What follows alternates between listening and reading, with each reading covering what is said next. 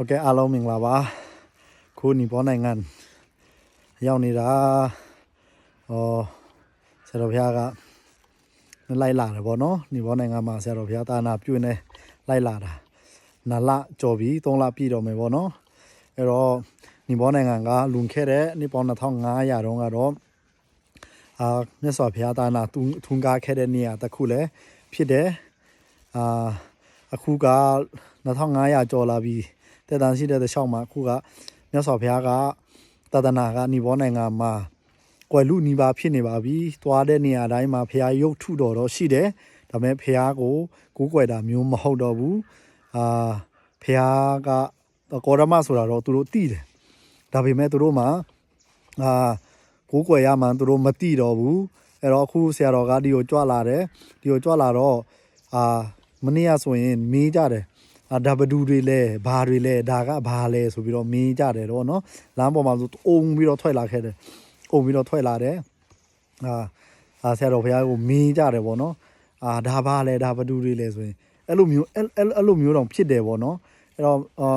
ရခိုင်နှုန်းအဖြစ်နဲ့ပြန်တွားရမယ်ဆိုနေဘောနိုင်ငံကသာသနာက20ရခိုင်နှုန်းလောက်ပဲရှိတယ်တန်ခါတနိုင်ငံလုံးမှာတန်ခါအားလုံးပေါင်းမှာဥစားလောက်ပဲရှိတယ်1000 2000လောက်ပဲရှိတယ်လို့သိရတယ်ပေါ့เนาะအဲ့တော့ပဲအဲ့တော့အခုညီဘောနိုင်ငံမှာရောက်နေတဲ့ဆရာတော်ဘုရားကတောင်တန်းဒေသတွေမှာရောမဟာဝုံမဟာတာမြောက်တို့ဟောခဲ့တဲ့နေရာတွေမှာရောအဲ့ဒီရွာဒေသတွေမှာဆရာတော်ဘုရားသာသနာပြုတယ်ကိုယ်တိုင်တရားချင်းချံအားထုတ်တယ်ဆုံးခံတယ်ဘုရားလိုတော့ကြဆုံးခံတယ်ပြီးလို့ရှိရင်ဒီမှာဆရာတော်ဘုရားကိုအာယုံပြုလာတဲ့ပုံကိုယ်တွေဆိုလာမေးကြလို့ရှင်ဆရာတော်ဘုရားကပြန်ပြီးတော့တရားရည်တွေပြန်ပြီးဖြည်းချင်းပြန်ပြီးတော့ဟောကြားပေးတယ်ပြန်ပြီးတော့သူတို့ပြောပြပေးတယ်တချို့ကျတော့ဒီဗုဒ္ဓဘာသာကိုလေ့လာထားတဲ့တချို့တော့ကျောင်းသားတွေပေါ့နော်လူငယ်တွေကရှိတယ်သူတို့ကဆရာတော်ကိုပြန်ပြီးပံ့ပိုးပေးတာရှိတယ်အခုဆိုရင်ဆရာတော်ဘုရားကဒီ